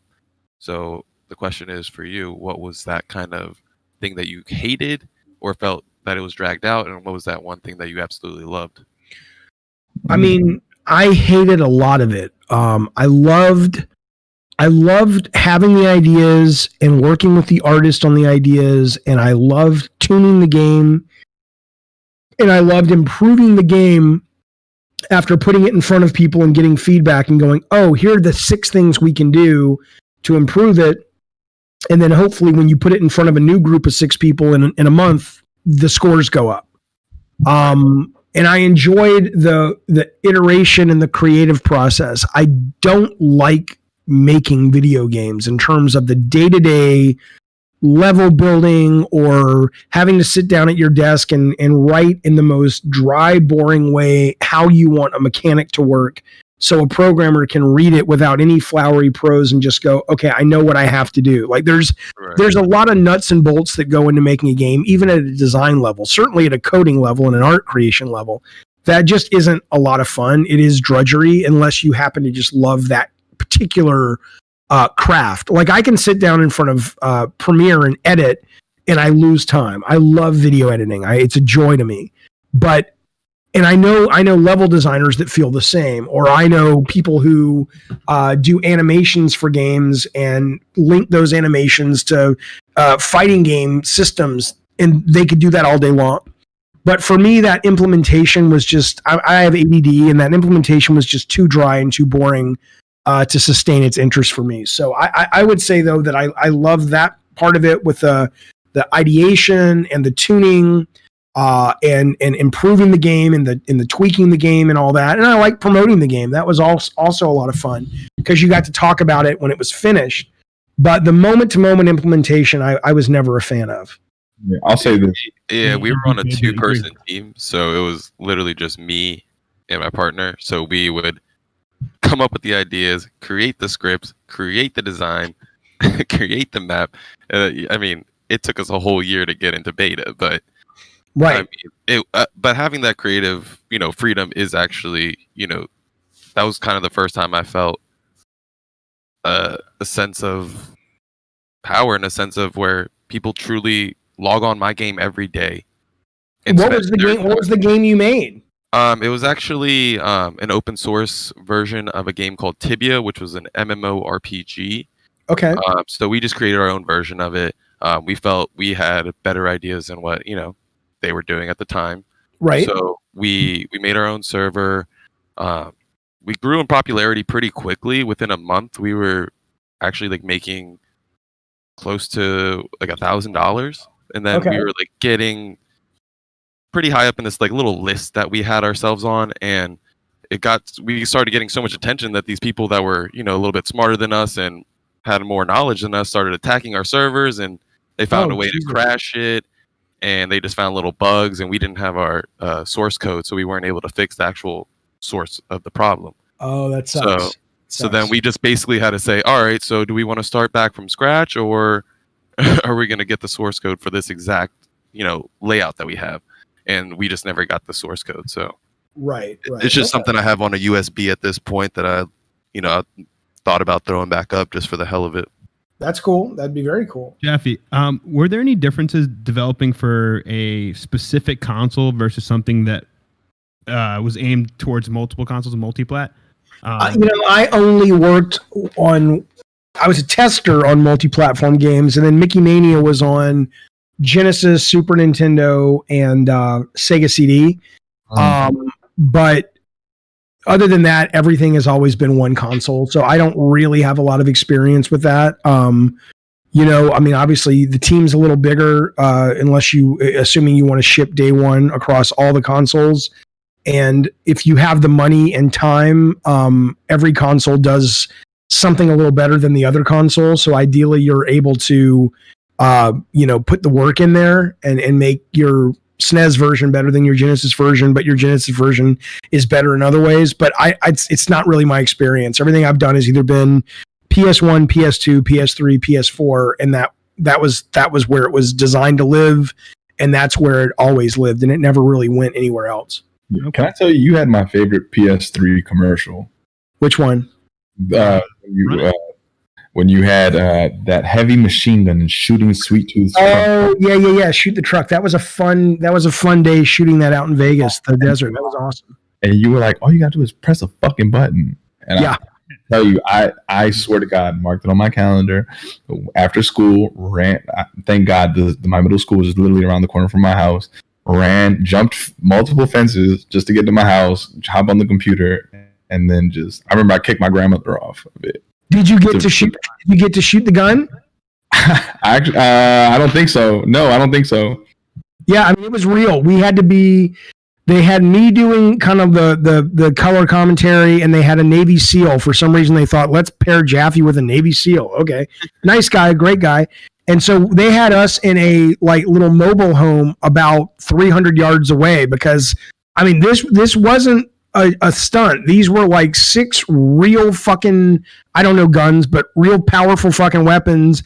And, the fact that Sony Legal approved it still to this day, I'm like, what? But they were behind this really protective glass, and they, I was actually disappointed because I had never seen a vehicle explode before. And at the end, the last person who was shooting, we had either the truck was filled with some kind of gasoline or tanks or something, but somebody would ultimately hit it towards the end and the truck would blow up. And I'd only seen explosions in movies. Yeah. And you can still go on the internet and see when the truck blows up, and it blew up. And it was nice, but I was like, that's it? I thought it was going to be like a fucking Michael Bay movie, and it was going to look like almost a mushroom cloud. And it was just that was it. But it was really cool. It was a really fun thing that Sony did, and I was grateful I got to be there for it. No, it was amazing. I just remember. And the best thing out of it is I have a great picture. I have a number of great pictures of me with this amazing machine gun that I trot out from time to time. Somebody the other day, I'm a very progressive political guy, and someone the other day was like, "You're a fucking soy boy. You probably never touched a gun." And I just said, "Fuck you, motherfucker." And I sent him a picture of me with this goddamn and the machine. I mean, it wasn't like an AR-15. What I had, this thing was the big burly dudes on the set that were into guns and all that shit. During break, they would take it out a mile in their cars and shoot it into the desert because they had such a hard-on for whatever this fucking thing was. It was not your average gun. It was amazing. How was that kickback? Terrible. Terrible? Terrifying. Terrifying. I mean, look, and from the commercial, you seemed like you just had it, you had it made. You were like... That's because the woman who did makeup was incredibly attractive, and she looked like she looked like Natalie Portman. And I had just gotten divorced, or I was in the process of getting divorced, and I was like, okay, this is going to be the first post-divorce sexy time. And it wasn't, because it turned out she had a boyfriend, but I was like, I'm going to there's no way I'm going to look scared, but I hated shooting that fucking gun. Hated it. Because I'm not an anti-Second Amendment guy or anything. I do think we need better gun control, blah, blah, blah. Yeah. But that aside, though, it felt wrong to have that kind of weapon in my hand, not intellectually, just like at an animalistic gut level, having that much power. It was, like I said, it wasn't just, I've shot a shotgun before, I've shot a pistol before. I'm not a moron. I know what a 50 caliber was. It wasn't that, but it was somewhere between a 50 caliber Rambo gun and like an AR-15. It was way beyond an AR-15, and it was very unnerving to be holding that and shooting that fucking thing. Yeah. But man, you got me in so much trouble, man, because I actually I kicked my grandmother off that thing. I said, no. Jaffe got in trouble when my mom saw titties on the screen when I was playing God of War. Yeah, man, you got a lot of us kids in trouble, man. Shout out to you, Jaffe. I didn't get y'all in trouble. That's y'all's parents that let y'all run wild. That's your fault. Deflect. Hey, I tell my kids, even when they were really young, I don't believe if a kid's interested, a kid's interested. The only thing I tell my kids is like, you can cuss, but you can't do hate speech. You can watch shit, but you can't be mean to people. If you're nice and you don't do hate speech and you're interested in watching a violent movie, or you're interested in looking up some sexy shit that's in whatever, for whatever reason, you're curious or whatever, I don't give a fuck. I mean, I was, like I said, I watched Jaws when I was fucking 4 years old. If you're interested, you're interested. Just don't be an asshole. Mm-hmm. Very true. Yeah. I learned my lesson when I kicked my grandmother off. Trust me. that asshole was real. How did you meet Hip Hop Gamer? We had him on the show about. I mean, I probably met him in the way he meets a lot of people in the industry. He probably set up an interview at an E3 one year. And he showed up and we talked about Twisted Metal, and I really liked him. And ever since then, we've just, we've probably talked a couple times a year. I follow all of his stuff that he does, and he calls into my stream from time to time. He's a good dude. Well, I should ask you, have you met Kojima before? Or? I met Kojima one time. I was at Tommy Tallarico's very first Video Games Live, and I was there to go on stage at the Hollywood Bowl to introduce the God of War music, and I think he was there to, I guess it was Metal Gear or whatever. And it was interesting because God of War had come out recently, the first one, and he came up to me and he was like, he doesn't speak English all that well, but he came up to me and he was like, said it was really nice. And I'm like, oh my God, I love your games. And he says, you guys would be great to take over the Castlevania franchise. Would you guys like to have that conversation? And I said, well, I think that sounds amazing. I love Castlevania. And I mentioned it to my boss who was running Sony San Diego or Sony Santa Monica. And I don't think it ever went anywhere. I think Sony was like, yeah, we're not going to do, we just made the biggest game of the year. So we're not going to go off and do work for hire for Konami at this point. We're going to make a sequel. But yeah, I mean, he was really nice and he was a cool dude. Nice. So, I mean, I know you stepped away from the gaming industry, not entirely. Obviously, you're doing streams and stuff. But if you ever decided to come back, would you want to do a solo project or would you like to collaborate with anybody? Oh, I would have to collaborate. Like I said, I don't like implementing. Like, oh yeah. Do you have like a dream? Do you have like a tag team dream team? I have a couple of producers I would love to work with again. Mm-hmm. I have a couple of concept artists I would love to work with again. But I'll be honest with you, I don't miss it right now. I really love what I'm doing right now. I mean, I'm certainly not having, I'm not as successful at all doing what I'm doing now as what I was doing then, but I'm having so much fun doing it that I don't wake up going, God, I really want to make another game. I'm like, I wake up going, oh, I could make a cool video about this. And that's what I do. So, but I mean, I'm not opposed to getting back to it, but I guess the right circumstances would have to be there. Yeah. I mean, and it's not that I don't enjoy it. I just think in a lot of ways, like if I were to get back to it, it probably, I mean, it could be at the AAA space, but the industry has changed so much at that level that it's even more political, and you've got to, I don't mind selling the idea and all that, but that, I don't know if this is true or not, but it feels true to say that level of Machiavellian political maneuvering to get the $180 million budget to come to you, so you can express your vision, and then actually being able to sustain that vision when you've got all the pressures of marketing and sales and other team members and all this coming down on you. That's probably a younger man's game at this point. Like that seems like a lot of energy. I would much rather work with a company like Devolver or 505 Games or a company that's a smaller publisher that's like, look, we roll dice that cost around $2 to $12 million. If you can work in that range, you can have a lot more freedom than you would have at Sony. our games, sometimes they hit huge, but more often than not, you're not going to have the production value and promotion. But creatively, I'd be much more at home in that space. I don't really, as much as I enjoy certain AAA games, unless they came to me and said, Jaffe, it's a Death Stranding deal. Here's 180 million. You and your producer. Yeah, New Blood, Rob Demond. The chat says, absolutely. I love New Blood. Unless they said, here, go make your own Death Stranding. You have total freedom for the most part. And it would be like the God of War days and Twisted Metal days. I'd do it. But it's so high stakes now. And that just working in that ecosystem doesn't appeal to me. Okay. No, I get that.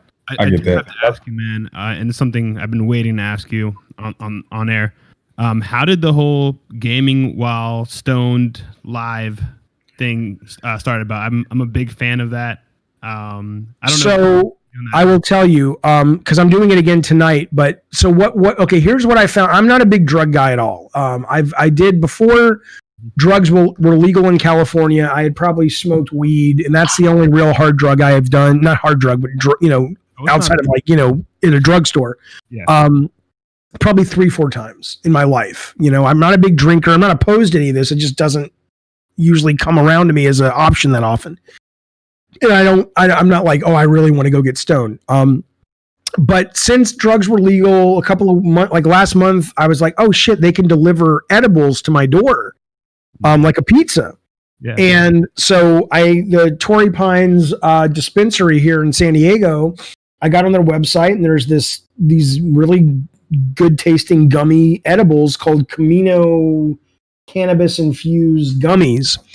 And we watched some movies while I was high, and it was a great experience. And I was just like, I'd never watched a horror film high before. And I was like, it makes it so much scarier. In a great, like everything, even the stupidest little jump scares are like, holy shit, this is terrifying. I love it. So that was good. So the next week I said, okay, I'm going to do a stream where I'm stoned and we're just talking about the universe and let's get real freshman 101. But the problem with that is that my response to the edibles is that I lose my train of thought easily. And that's funny for about 5 minutes if you're watching. But if you're not stoned with the other guy, it's not a very engaging stream. Yeah. Same thing when I'm gaming. Like I played Bugsnax last week or the week before high. And I thought, oh, this will be really great. It's like, yeah, not really. So when I watch movies stoned, it makes, I think, a better stream. Yeah. When I try to play games and do a stream, now if I was doing it by myself, it might be different. But if I'm trying to also make sure the stream is having a good time, the movie exists. So if I'm being boring or if I'm rambling or whatever, the movie is still there as the connective tissue to engage the stream if I'm just kind of not on at that moment. But when you're playing a game or you're just talking, you have to be on. And it's hard to do that when you're fucking stoned like a motherfucker. And these edibles hit me hard. Oh, quick shout out to Saltiest Gaming in the chat. Jaffe was just on his show the other night. So, what's up, Saltiest Gamer? How you doing, man? What up? Yeah. What up? So one question, Jaff. And, I got time for like 2 more questions, and I got a bolt. Yep. All right. So quickly, do you fear that games, just like in movies, are kind of going in a similar pace where it's just there's a lack of like original content and creative content out there for games, and it's kind of just going in the realm of remakes? Because I that's like my fear. That fear is unfounded. The only reason that fear exists for people, and I see that, I go into NeoGAF a lot, and I read that website or that forum, and I hear that fear exists for people who primarily play console games and they play big budget console games. And if that was the ecosystem that existed, you would be totally forgiven for believing that creativity is on the way out in games. But I've gotten into PC gaming over the last couple of years, and I can tell you that indie games and middle tier games are staggeringly creative. One of my favorite games of the year is a demo that I got when they did PAX Online, which was one of those Steam things where they just had hundreds of demos. And the demo is literally you going through the life of a character. It's a girl. It starts when she's a little girl, goes up to when she's I think a dying old woman, and it's called Unpacking. And literally all you're doing is unpacking boxes in the various homes she lives in and taking objects out and figuring out how to put them in the room. And there's a little bit of gameplay like Tetris, like you have to get them all in the right place, but not the perfect right place. But you know, so it's not like it's a lot more engaging than it sounds. It's not like, oh, I got to put the trophy on exactly the right pixel. It's not that, but you know, the trophy ultimately goes on the bookshelf and things like that. So, yeah. and as you go through it, every item but a lot of the items that you pull out of the boxes start telling a story, not with cutscenes, just like you pull out, an armature, and you're like, oh, I think this kid is an artist. And then, 10 minutes later, you pull out like a book about how to draw. And you're like, yep, I'm totally learning about this person's life simply by what she has packed. And then the next level was she's in college and everything's new except a couple of things that clearly she's kept from when she was a little girl. Right. Mm-hmm. And so it's everything from stuff like that to like Rob in the chat was talking about New Blood. One of the best games of the year is called Ultra Kill. It's one of the best first-person shooters I've played. 2 years ago, there was a game called Dusk, which is one of the best first-person shooters ever made. There is great creativity happening in the industry, but just like in film, most of the creativity that happens where the budgets are smaller. Yeah. And because, it can. You can take chances without, risking the health of a multi-billion-dollar company. And so, if I only gamed on console, even though I know there are indies on console, it's still very much a walled garden. Mm-hmm. I would agree with you that there's less creativity than there was, and in that type of game there is. Because the bets are too big to do wacky shit anymore. I think that's one of the reasons that, Death Stranding, was a huge gamble for what ultimately should have been an indie game. Mm-hmm. Yeah.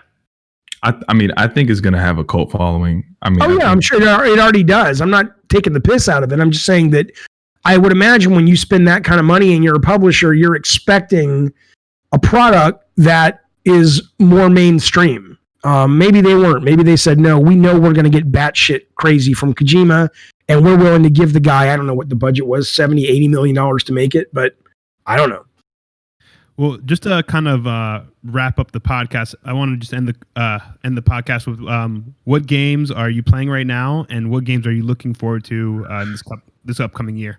I'm playing a lot right now. I'm playing Demon Souls on PS5, which I never liked those kinds of games before, but the SSD on PS5 has actually made me love that genre, or at least made me love that game. So I'm playing the shit out of that. I'm playing Mortal Kombat 11 because I'm going to win the tournament, and it's a great fucking game. I'm playing Sackboy Adventures, which is wonderful. I'm playing... I downloaded Wreckfest from PlayStation Now. I'm playing that. I'm playing Katana Zero, which is great. And I think there's one other one I'm playing on PS5 right now, which is I just finished Crash 4, which was fucking phenomenal. I'm going. So I'm playing that, and then I'm keeping an eye out for Cyberpunk. I'm not like I liked. Oh, and I'm playing Ghost of Tsushima, which is fucking amazing. Have you done the raid on Ghost of Tsushima? Yeah, you mean the multiplayer stuff? Yeah. Yeah, that's great. But it's the single. I love the multiplayer. I loved it, but the single player is what really has me excited. But I love the whole thing. But Cyberpunk, Witcher was okay for me. I know it's great, but it just didn't really connect with me. So I'm optimistic, but I'm not like dying for Cyberpunk. But I'm curious about it. I'm trying to think what else is coming. That pretty much wraps up this year. I definitely want to play the new Resident Evil. I'm a big Resident Evil fan. When that comes out, I think next year, the new Ratchet and Clank looks really good. Yeah. Like I said, I want to play this game Unpacking that's coming, which is this demo that I've played the demo and adored, but I haven't, the full game isn't out yet. So I just started playing. What's that? You said any upcoming games? Like, I don't know if you're into like the Gran Turismo series or. No, I like arcade racing. So one of my favorite games of the year was called Hot Shot Racing, which was kind of like a Daytona game. But once it gets too simmy, I lose interest. So that's not really my cup of tea. What was the? Oh, I started playing. I'm playing on Luna right now, which is the Amazon streaming service, which I love. Nice. And I got the Ubisoft channel, which is $15 a month. And in the course of a month, I've been able to play pretty much everything they have. I haven't played Watch Dogs Legion yet, but that's available. But I played Valhalla, which was, it's AC. It is what it is. And I liked it, but I'm not going to finish it. And I've been playing a little bit of Immortal this week. And I loved the demo and I really liked the game. I don't think I'll finish it. I'll probably give it a couple of hours, but, I'm playing a lot of shit, man. It's a lot of fun. Nice, man. Nice. Nice. Well, again, it was our pleasure. We'll start to do our outros. All right, I'm gonna take off now. So let me just say thank you guys very much for having me. I appreciate it. I'm gonna go do this movie thing now, but it was a lot of fun talking to you guys. I appreciate the opportunity to speak with you and your audience. Hey, Yeah, tell them where they can find you, Jeff. Yeah. Find me. Okay. So on Twitter, you can find me at David Scott Jaffe. That'll give you all the David Scott Jaffe. That'll give you all the info you need about the daily stream we do, the news show we do. Or you can go to my YouTube channel, which is youtube.com/Jaffe Jaffe games. So it's youtube.com/Jaffe games. And I'm around. We have a Discord. If you hear this podcast and you're curious what we're about, come on over and watch a live stream and hang out with the folk and see what you think. Link in the description. All right. I can't wait to kick your ass in Mortal Kombat, Jeff. It's really going to be charming when I play that soundbite back for you when you're bleeding all over the floor. I can't wait. I can't wait to I'm going to cut a classic WWF. You know what you can do? You can wear your cute little belt. Your cute little belt you and your brothers have. You can do that. And it's like, oh, look, Cool Hands has shown up, and he thinks it's the glory days of boxing. No. Not when I bring out Kano, my friend. Everyone has a plan until they get hit in the face. That's exactly true, and I'm terrible at Mortal Kombat, but I love it. I love it. All right, I'll see you guys later. Yeah, later, Jeff. We'll definitely have you back on. All right, man. Bye. See you. Pleasure. All right, everyone. It was a great show, man. That was really interesting. It was that my whole thing was the whole fuck up I did in the beginning. That was just golden. I know they're not gonna let me live that one down. But yeah, I had a great time, guys. What about yourselves?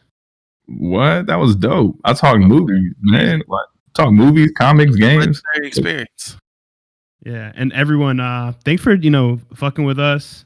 It's been a little bit since we're gone. The holidays, we wanted to kind of give everyone their time, to be with their families, their friends, stuff like that, and play their next gen consoles. But yeah, we will be back to regular programming next week, Thursday, 7:00. You know where to find us. I'm just gonna do a quick roll call and then we'll get out of here. Cool Hand, what are you playing right now? Where can they find you? I am currently rage quitting and playing Bloodborne on PS5, and I hate every minute of it, and I love every minute of it. But you can also catch me and find me on Instagram and on Twitter at CoolHandCruz, and I will be starting my stream next Friday. You heard it. 8 p.m. on Twitch, and then yeah, man, come vibe. Let's go. He's starting his channel, so we'll see. Start this Friday. iTrip. What are you playing right now, and where can they find you? Oh, and by the way, we may have lost iTrip for a second, but hey guys, if you like, while you're still here, if you like, shit, my bad, I was muted. Oh my god. Like, please. iTrip, where they can find you. I'm playing Zombies and Need for Speed. All right, cool. My asshole friends got me to re-download this. And where can they find you? Oh, they can find me at iTrip2_ on Twitter and iTrip2 on the box. All right. CC, what are you playing right now? Where can they find you? Oh man, so this Game Pass Ultimate has got me testing a whole lot of shit right now. All right, so I'm playing a little bit of Ori, Will of the Wisp. I'm dabbling a little bit in No Man's Sky. I re-downloaded Monster Hunter just because it's the same shit as Bloodborne and Demon Souls. So, Downloaded Madden 20, playing a little bit of Destiny again, Forza Horizon 4, a little bit of Apex, and always going to have that GTA on the back burner. You already know. You can find me IG 2020 WRXSTI. Actually doing a giveaway on that page right now. So if you're interested in any car parts, doing a gift card. Xbox, you got Budzslightyear, and Twitter and Twitch, it's going to be CC1. All right. $, what do you plan and where can they find you?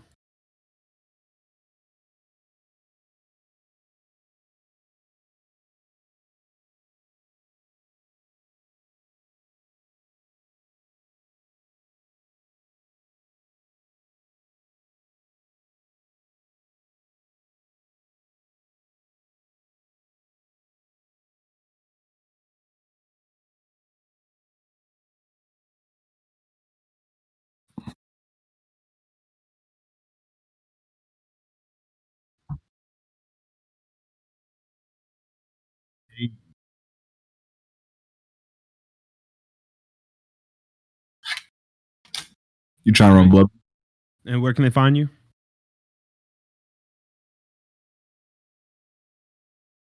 All right. Oh, you can find them in the streets. You already know. Hey, yo, King Thrash, shout out to you, man. I see you in the chat. Salty, thanks for pulling up on us as well. Yeah, it was a great show, guys. Thanks for pulling up. You know, we're bringing the heat every week. Next week, 7:00 p.m. Eastern Time. Catch us next week. INSOMNIACS Podcast out. Don't sleep. Sleep.